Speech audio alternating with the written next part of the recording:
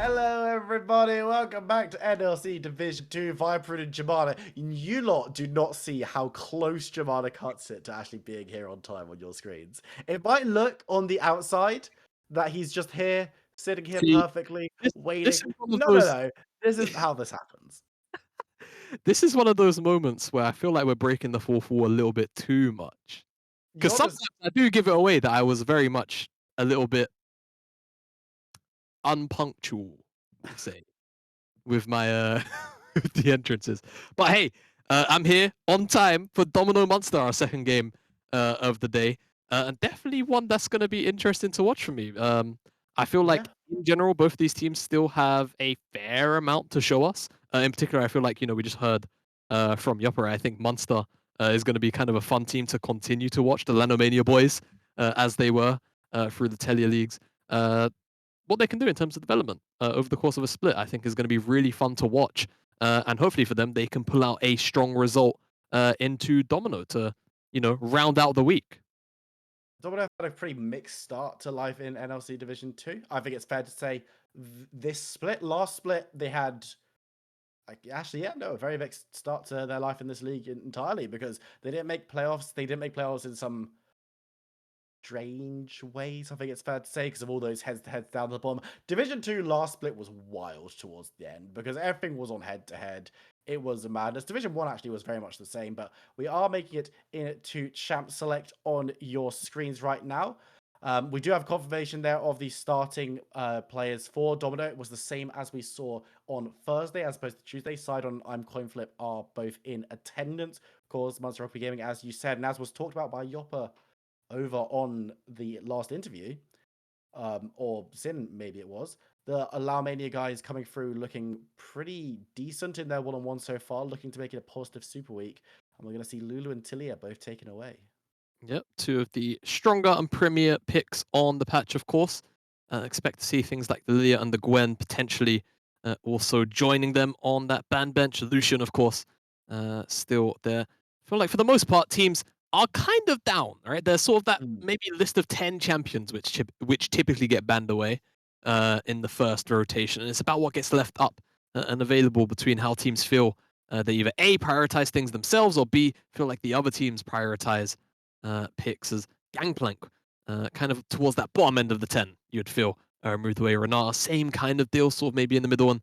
That does leave up things like the Gwen, the Wukong, still there, up and available. If I'm Munster, I would heavily be considering banning away that Gwen. I feel like that is definitely, without a doubt, probably the strongest champion on the patch. 12-10, it does kind of surprise me when I see the pick go through on many of occasions, and even when it goes through to continue to lose, it really does kind of boggle my mind. But what will Munster do for this final ban? They're going to take away the Karma. So it does leave the Wukong, Lucian, and the Gwen up. It's now up to Domino to decide out of the three who they want to take on this B1 pick. And they're hovering the Wukong at the very least. And I mean, I feel like the general trend has been most teams are picking the Wukong in these kind of situations on blue side. But it's about the results of that. And Munster, opportunity to give Skewer, or potentially even Scroody the Gwen. And of course, other things up and available too that we are very familiar with. The carve is being considered right now. It should be interesting. No, I'm just having a quick look over my screen. The first 2 days, I believe it was a 7 out of 10 win for Blue Side here at NLC Division 2. The historians will have to fact check me on that one, as it is going to be the Carthers locked in. Gotta imagine that one will be going into the jungle, but we could see it in the hands of Harpo mid. I don't think that we're in the Carthers bot lane worst timeline, but Lucian is also going to be taken onto the Rift. Yeah, no, we'll see. Lucian picked up there, and a lot of flexibility between those two picks, right? Technically, the Carthus is a 3-lane flex. Same thing for the Lucian as well. So Domino have to think about a lot, but what they don't really have to think much about is picking up the Gwen because it's still up and available. And now, if they really feel like they can probably just look towards Hellman's pick and pick up something that, at the very least is a safe blind into either of those matchups, right? If you want to go for something like the Ezreal, then I feel like it's a bit of a no-brainer. If you want to pick up a mid laner as well, just to sort of round out your top side of the map, I feel like that's totally okay. If you want to try and split the bands between the ADs and the supports on the Munster side, I feel like that's also a very strong route to go down. For now, though, it seems like we're going to get the Kaiser, which we haven't really seen too much of on 12-10, to be honest with you. But right now, I feel like it definitely does fit the profile of Domino's composition, right? A lot of diving forward, a lot of flanking angles coming in. Kaiser can follow up very, very well and very quickly on those kinds of engages. So it's over to Munster on how they want to round out. And I feel like if this Nami does get locked in, it will solidify, of course, that Latch and Pecky will be piloting one of the strongest duos on the patch. Absolutely, but it's going to be swapped over to the Janna. Your face says it all. It tells a rich tale as we move to the second round of bans. It's just why?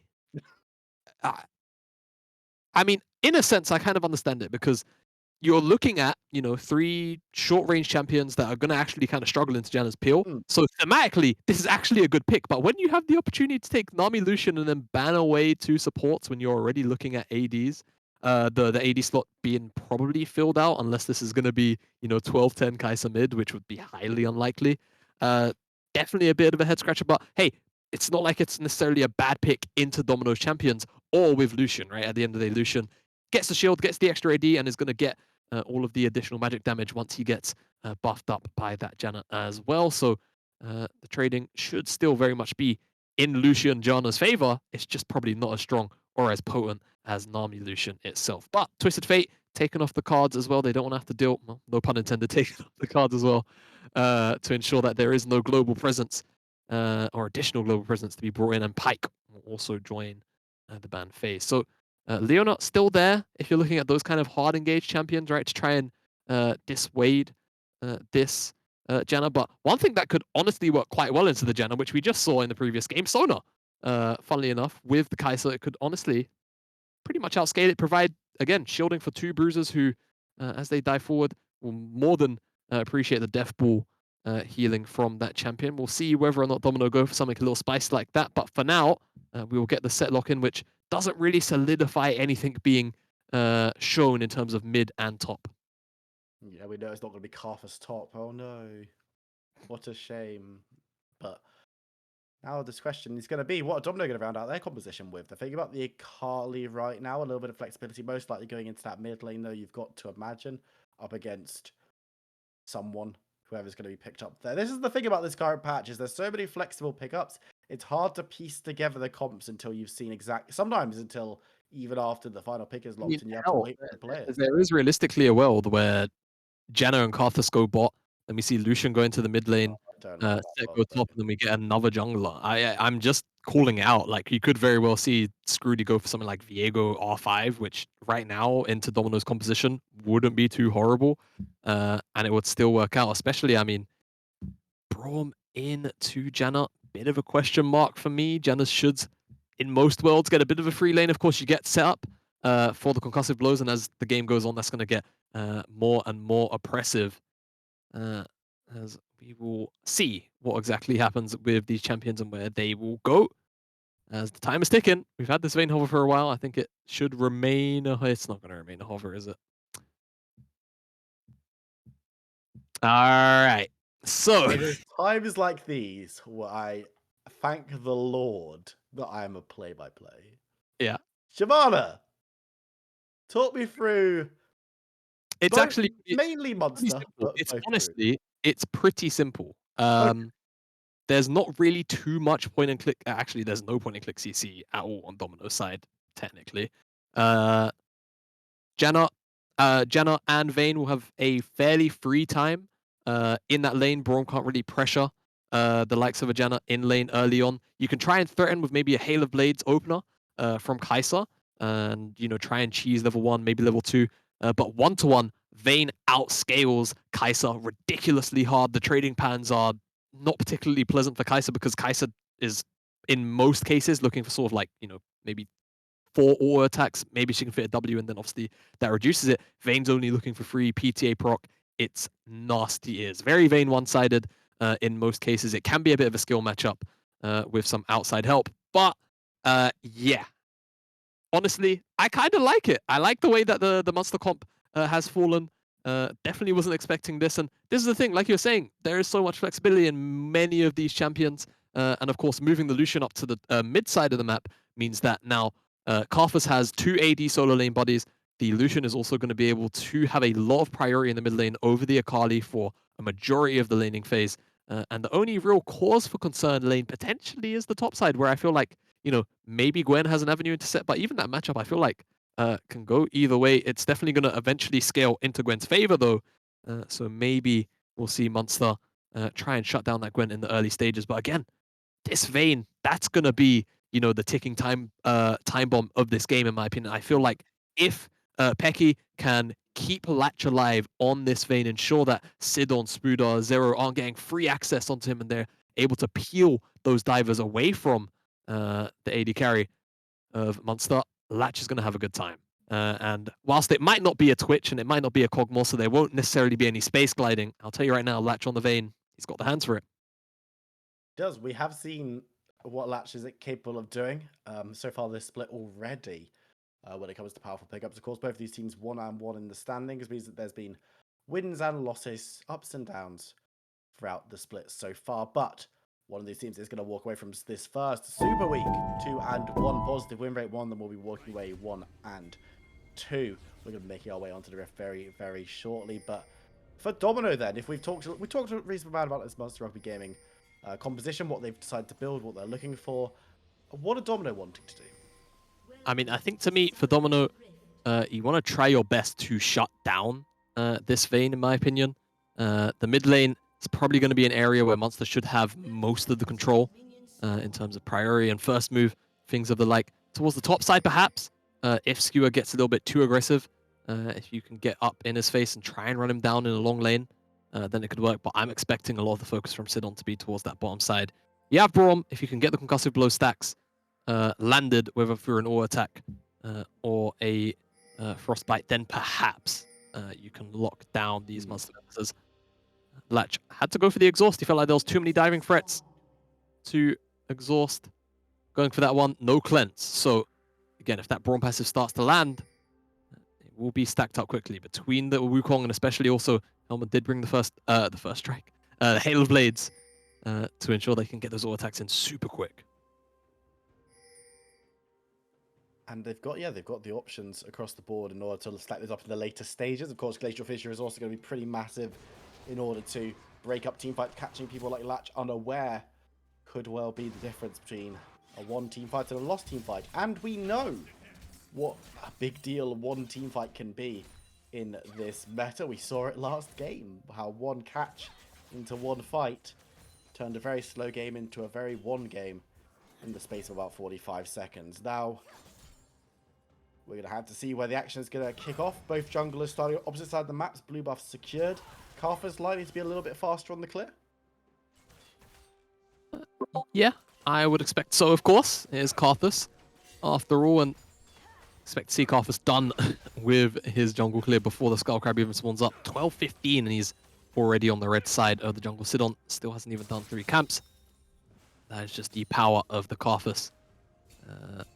One of those picks that I feel like, again, we was talking very briefly about how the patch potentially could go, of course, when it comes to the jungle pool. Whilst it hasn't necessarily changed too much from MSI, it seems, the consensus is, I feel like the evolution might end up being more of these AP junglers that can farm up and have a lot of impact in the later stages of the game come into effect. Same thing for the AD junglers, of course. There are very few of those, though, in comparison, as Spooder on the top side. It's a pretty nice trade. Speaking of those AP champions that can farm up quite quickly in the jungle, and my word, Scrudy is on pace. He's already his jungle 302, I think. He hit 24 CS. That's a pretty damn fast clear, if I do say so myself. Spood up. Gonna have to use the Shroud to block out the Haymaker damage, and Scrudy has been able to clear his topside jungle, or his full jungle, so fast that he's made it down to the bottom side of the map to pick up the chickens, which Sidon curiously left unattended and was warded by Harbo, so we'll take that one away.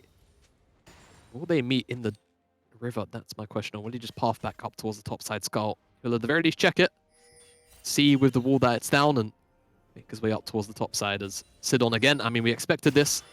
Try and force on the bottom side, but for now it just seems like Pecky and Latch too far back. You know, I like that from Scrudy. He's just saying, hey, Sidon, you haven't finished your jungle. Don't worry, I'll help you out, bud. I'll make sure that those timers are real nice. As he actually left a couple, so he left them pretty unpleasantly. And Zidon didn't go for the recall, was sitting around, as he said, tried to force into bot. Didn't really get too much going. Got the flash from Latch, which could be nice if the Munster Rugby Gaming Marksman tries to overextend any further in the next few minutes, but didn't manage to get too much going on past that.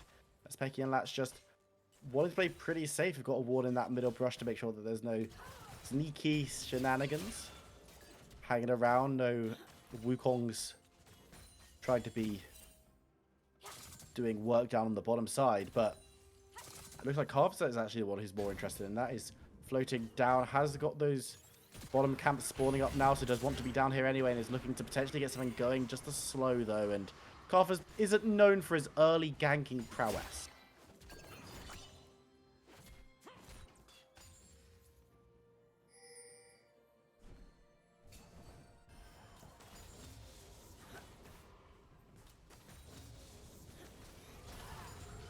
Keeping our eyes peeled down on the bot side. We've got nice stun coming through from I'm Coin Flippers. He's going to be caught out under tower, puts up that shield, but does manage to survive out a little bit longer. Meanwhile, in the mid lane, we haven't really talked about Zero and Harbo too much. The Lucian, of course, should have a pretty nice time into the Akali. That range advantage and the high level of burst that you can get with just stashing forward, hitting a couple of autos, the Q couple of autos combination. We saw it last game and what it could do there. And now with the Akali, someone who can dive through and should be able to escape without going down necessarily, but isn't going to have a super pleasant time in just the slower farming up area that we're seeing in front of us now. But again, it's going to be a slightly slower start. We saw this last game as well, though, so I'm not too concerned for either of these two teams. But you can see side on the bot side with Dragon spawning up. They actually get another little bit of damage onto I'm Conflict. This is what Jamada was talking about as we were going out of Champ Select to talk about what these two compositions can do, because the Brawn pickup is a little curious, because the damage and poke that you're going to take is going to be pretty bad, both recalling Helmet and I'm Coin Flip, picking up a couple of items and then moving down towards the bot side. Notably, Sidon didn't go for anything around that Dragon, didn't feel like the priority was there. It's just going to be an early ultimate from Scrooty. Doesn't catch anyone out. Actually, the top side, though, Spooder goes down first blood. Okay, in my head I was like, yeah, Scrooty, he's just using the Ulma, he's got first strike. I guess he's just gonna play, you know, Money Printer Karthus this game, because you could see how slow everything's going. Hit that one pretty early. Scrooge just says, you know what? I think Spooder has the ghost. This is probably lethal range, and just sends it. Really good understanding of how much damage he can output in that situation, and Spooder just caught unawares as Scrooty, Pecky in the river, trying to interrupt this Dragon takedown, and honestly, they should just about be able to do it, but Zero is here first. Latch behind them, there's more numbers for now, but here comes Harbo. They're definitely going to fight for this one. I'm confident in a lot of trouble. He's going to go down. Latch just kill on that one as Zero goes into the Shroud, tries to get away. The Dragon going low. Sarden just wants to get the objective. Will be able to do so. Has that W to go over the wall and will be using it as Zero gets exhausted. Chased down by Harbo, who's going to cull into him. Diving back between the team fight. The Latch not going to go down. It's actually going to turn and secure the kill. Munster Rugby Gaming grab two, but they do lose out on the Dragon. I mean, they lose it on the Dragon, but do they really care? 2 kills onto Latch's vein. Scrooty as well, 3 assists. I think he's pretty okay with that one, as he's just going to farm his jungle camp on pretty much cooldown as they come back up after the bottom side skirmish there. And yes, Domino do pick up that Dragon. We'll see whether or not they're going to be able to continue that snowball, though, because they are absolutely going to have to use this as a means of trying to bring about a lot of pressure here. Harbo dodges away from the engage. Should be safe here, but Coin Flip and Sidon do a great job of just securing a majority of that wave there for the Akali to ensure that she doesn't fall too far behind in the CS. Yes, holding that one on the tower, and very, very nice from Harbo. Just smelled that something was probably not right with the Braum moving so aggressively forward towards him in what was looking like a one-on-one situation, so just dashing away as the Wukong dives forward to make sure that he stays safe and sound a little bit back towards his tower, and we'll be able to pick up mini wave.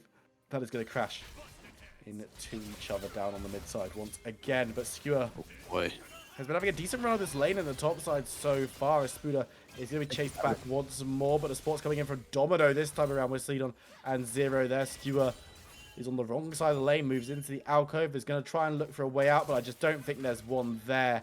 Has no opportunity to escape, and it's going to be Zero donated the kill by the Wukong. Screezy's going to come up to pick up the farm to make sure that there's no good push onto any real plates.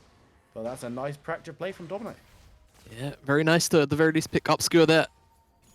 Sure, Scrooty is rubbing his hands together. Minion wave, I'm Karthus. Already cleared out his full jungle, 78 CS.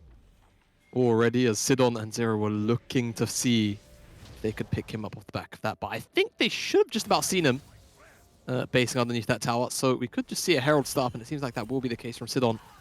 Already, though, 2 levels down, 30 CS down. Hellman could be in danger. Nice knock up home through from Pecky on the Janna. Latch bringing the damage down, but will he be able to secure the kill as big minion wave? And he will be able to grab it. Pecky's the one tagging at the tower, so he'll will see the Janna away. Meanwhile, in the river, there's a bit of a scrap between the mid laners, as you can see Zero diving back forward towards Harbour. I'm confident it's going to be the first responder, looking to dive and make sure this one's a done deal as Zero secures the kill with a little bit of help from the Brom. So it's going to be a 1-for-1 exchange across the map. Yeah, nice read, I think, from Coinflip, right? Was trying to make it back down to the bottom side to roam, to secure Hellman in that position, just a little bit too slow. Moves up towards the mid lane, syncs up with Zero, and unfortunately just catches Harbo out as he's trying to rotate, probably just cover that dive as it's happening. Able to pick up the mid laner. Really well executed dive by Munster onto Hellman in the first place. Juggling the exhaust and the tower. Aggro between both Latch and Pecky. Another kill goes into the Vayne's back pocket. As she is now 3-0, going towards what is either going to be a shield boat. Oh, not a shield boat, a Kraken Slayer, I think, with that pickaxe picked up. I think that is just it. Shouldn't be a Gale Force unless we see some funky tech. Seen tech here before. We've seen decisions being made, but we'll have to keep our eyes peeled on those builds.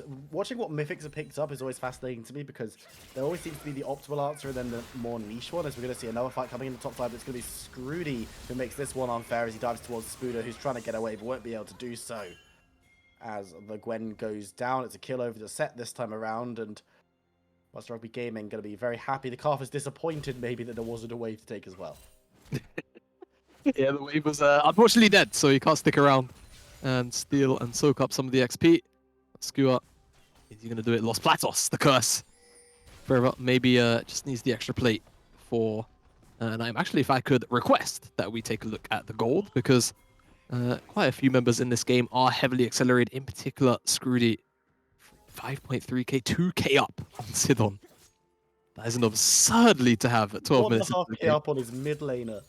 Yeah, I mean, he is so far ahead of almost everybody in the game. The only person even close is Latch because he's picked up 3 kills. I think it says a lot about how hard he's been farming, as Latch could be the focus of this gank here. Yeah, he could be in trouble. The gusset blow stacking up. The stun goes down. The damage comes through. The knock-up from Zidon will help confirm the kill.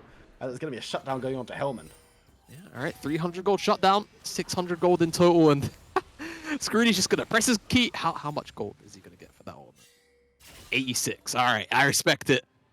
Going to chunk out everybody across the board. I think Spooder even pressed his W key, so technically he should have gotten more gold for that ultimate, but this pick on the bottom side does ensure that they pick up that dragon, and that was the criteria we asked of them 5 minutes ago, right? Ensure that if they pick up this dragon, yes, they lose the fight. Yes, Latch picked up 3 kills on the Vayne. Well, I think it was 2 kills at the time. Make sure that you get the early dragon snowball going, but the issue is it's rolling into a cloud. It's not one of those oppressive ones. It's not a mountain. It's not an infernal. It's only a cloud, so how will this affect the game? I feel like Munster are probably just rubbing their hands together now at this point, just saying, all right, we can just sit back in our chairs, try and scale up. Skewer's going for the 1v1. Spooder can use his ultimate to escape. Won't have to blow the ghost, as he doesn't have it, but still ultimate blown as Skewer just kind of walks away. Skewer's having a pretty reasonable time taking these extended trades. Of course, he's going to be able to sustain up a little bit better than the Gwen with his passive running, getting that additional health regen, and of course has the big shield if fighting gets tough. But it looks like both teams are going to want to fight around this top side. Skewer actually going to be caught out by the Winters, by the concussive blows. Going down, one more would be enough to get the stun. There it is. He's going to be trying to stack up that shield. Going to throw it down, not fully though, as he goes low, dives into the back line, looking to get the damage down on Spooder. Will be able to secure the kill before he falls. And now Scrooty is left in a 1v2, manages to pick up the 1 as Sidon steps forward. Harbour's on the other side though. Hellman here as well. An extended fight, but it looks like Sidon's not interested in hanging around Carthus too much longer. It's going to be 2-4 at the end. Yeah, Sidon's Herald is about to expire. Okay, he pressed the 4 key. As I'm not sure if Scrooty was really tracking something so intimately, but if he had realized that Sidon's Herald was about to expire. If he kept him in combat, he would have just let that one go. But I mean, drops it in the top side, it's just going to die regardless. A little bit of extra gold into the back pocket of, I didn't actually quite get to see who it was because they were standing on top of each other, but Herald doesn't get any use out of it. And again, it's just Munster picking up more gold. They're now over 5,000 gold ahead. Before that fight just broke out in the 2v3, they're only down up around 3,000, so just picking up so much gold in exchange at every single play. And they're making all the correct decisions right now. They're down 2 dragons, which is probably the biggest bone of contention at the moment in terms of their pedigree to take out this game, as Pecky's going to be stopped by a ram's head as it hits him in the face. And Janna, not too pleased about that one, but we'll stick around now to make sure that this wave doesn't go wanting as Latch moves into the mid lane to try and pick up some additional farm onto the Vayne. Double Kraken Slayer secured already as Domino going to take another Requiem. Talk me through these Requiem usages, because I'm a little bit confused about why he's throwing it down on cooldown. Gold. Just gold? Gold. He's got first strike.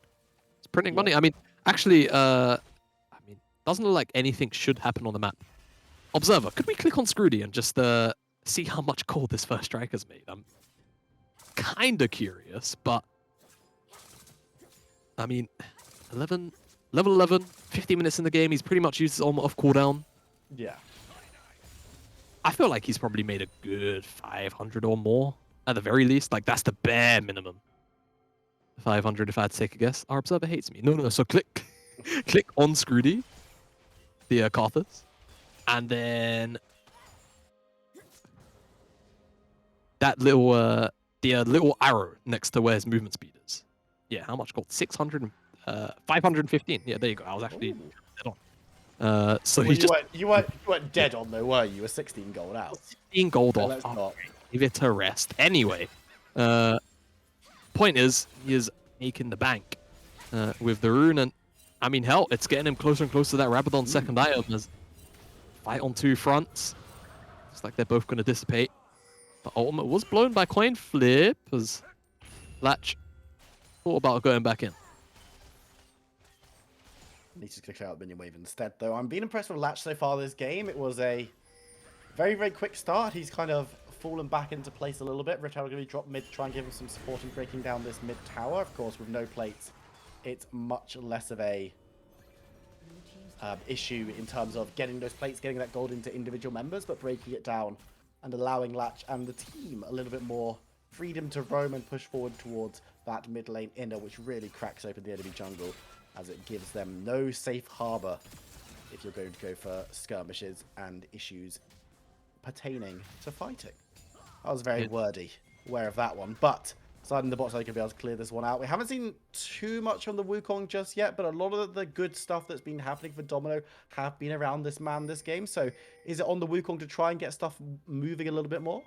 Yeah, I think it probably will be, flash engages with the Cyclone, and then get the follow-up in from the rest of the team. Try and find the high-value targets, right? Harbo, Latch, probably the ones you're looking at. Scrudy as well if you can, but the issue is Scrudy, even if you kill him, he's going to go into passive for a couple of seconds. We'll be able to provide a lot for his side as long as he dies in a good position. But right now, Darkseal, Death Cap at 17.5 minutes. I don't think this man's looking to play the style where he will be going down anytime soon. And Cloud Dragon was picked up, so there's no looming threat of an early Cloud Soul, maybe an Elder spawn up. Domino just has to full respect in right now. Munster full control of the map. Domino managed to take themselves down a tower in the top side, though. First of the game for them, which is going to be good news. And Skewer in the bot side, it's going to be a 1v2. Needs to be careful. The Requiem's going to give him some support as Helmet goes very low. Down, but not as he dives away with the shield. Might burn low, but no, will not fall. Scrudy denied the kill by the ultimate from Kai'Sa. As it looks like Monster Rugby Gaming are just going to move up towards this top side, as they know that so many members were committed to taking down that set. I mean, if this is 12-9, that Kai'Sa's dead, man. Don't know what to tell you. 12-10 as they're looking at Zero here. They're going to interrupt his base. They should just about find him. Still has ultimate and E and flash, but there you go. We'll drop in the shroud between the sweeper and all of that AoE damage from this very fed Karthus. Not able to escape. And Munster, even though they did, lose Skewer on the bottom side, and it was Domino who made the play to cross-map that dragon on the top side, and now going to get the dragon, or the tower rather, in response, plus that kill. So they immediately respond in terms of gold. But the gold is still very much in the favor of Munster Rugby Gaming. When it comes to the overarching storyline, 7k in the lead. Spudo going to try and cut that one down to size a little bit more as he gets the tower low, but is unable to take it as Skewer runs in to keep it standing, at least for this wave. But as you can see, the Gwen is actually causing some problems for the set, who is pretty powerful, does have 1.5 items under his belt, of course, with the mythic and key component parts for his second item. But I'm just fascinated to see what Scroody's going to do from this position. Has now finished that Rabadons, as you mentioned earlier, with Leandri standing as well. He's going to be a very, very scary man. If he keeps just ulting on cooldown, the gold is going to start adding up, as you mentioned. And things are going to get pretty scary if they want to take... Domino want to take any kind of fight. At what stage do you think Scroody goes from ulting on cooldown to holding it for big team fights? I mean, I think this is the thing about when you get this accelerated on Karthus, you can start to use it tactically. Like if you're trying to, for example, maybe sneak down a Baron super early, which honestly in a game like this, considering how fed Latch is, already 2 items at 20 minutes, fairly likely, especially with you yourself as Karthus being a very fast Baron taker. You can just ult right before you do it. For now though, let's see if he tries to ult to assist his solo lane up in the top of the studio. A lot of damage coming down actually. Harbo's going to fall, but Sidon goes low, doesn't burn down, and manages to survive with a sliver of health. But Munster Rugby Gaming, they lose another member, but in the mid lane they are going to have the numbers advantage and looking to press on as Gritty moves himself down towards bot lane as they try to reinvigorate their challenge on to these inner towers. Of course, we know the bot's already taking the beating. Mid lane will go the same way, doesn't fall, but goes below half. Goes below half, and Sidon saved by his Hex Drinker there. He had in his inventory, otherwise that would have been a 2v1. It goes the way of Munster now. Domino, they're trying to pick on Skewer. Will they be able to do it? Flash. Will it be enough? No, Skewer's pretty tanky. Gonna flash away, but he's gonna jump into the Braum. The support is coming through from Munster, but they're not gonna be able to save him in time. It's a killing spree going over the side on a Spuda, moving forward, trying to get someone screwed. He will be able to do so. The Karthus goes low. He manages to pick up the first kill of the fight while still breathing. Gets chased away and might go down. One more auto will be enough, but the heal is there. Sidon diving forward. It's double kill for Latch on the other side, though, as he looks to turn his attention to Sidon. Triple kill as Karthus falls, but of course, the Karthus would be involved in the team fight if it had continued, but Vayne saw that that was the end of it. Oh god, Latch goes untargeted because the focus was initially on Skewer, and then they tried so hard to take down Scroody, but time and time again healed up, whether I believe it was Triumph, and then eventually after that the shielding from Pecky, it could have even been the Moonstone heal. Either way, because of that, Latch is not the point of focus and able to just go all attack after all attack. With that Gwyntu's, so many Kraken procs, so many passive procs. He gets the mid lane tower, he gets this bottom tier 2 tower. He has so much gold in his inventory after picking up all of those kills. Has a 500 gold bounty, 3.2k in his inventory, but he's going to have to try and survive this fight. Yeah, Pecky's too low to really give any kind of assistance. Just has to sit and watch as Latch goes towards 0, but can't get the kill down. It's a shutdown for the Gwen. And that's a nice gold injection for the Domino roster, who are hemorrhaging gold left, right, and center at the moment. Hemorrhaging indeed, and what did he just buy? A Wit's End in full? Good luck trying to dive him now, Sarah and Spuda. As that was a whole bunch of gold. Kind of just handed over to the Vayne and to Munster. This dragon would be Munster's. However, Domino trying to take this window of opportunity to try and start this Baron. I mean, the issue is the ultimates are there, and 4v5, they are still pretty strong. Here's the Requiem coming down. Yeah, Requiem's going to start this fight off. Sidon goes below half health as the fight is going to start off with the Glacial Augment. A lot of damage being thrown through. The Culling doesn't land on anyone, though. Sidon's already going to get the kill onto Skewer, who dove into the backline with no support. Latch is going to move on forward, but Domino, the health bars are already dissuading them for going any further. They do manage to pick themselves up a kill on the Baron bait, but it's not that huge a gain. Yeah, it's not that huge a gain indeed, and I mean, that would have been way worse if Skewer was able to get the Haymaker shield off, or even I think the Gore Drinker was still unused in that dive. Domino, I feel like they kind of got away with murder, trying to bring that bait to fruition, if I'm honest with you. But they only end up losing, you know, the time, and that dragon on the bottom side gained that kill. Crucially, Munster, pretty okay with how that went, all things considered. Could have lost out much more, but look how strong Latch is.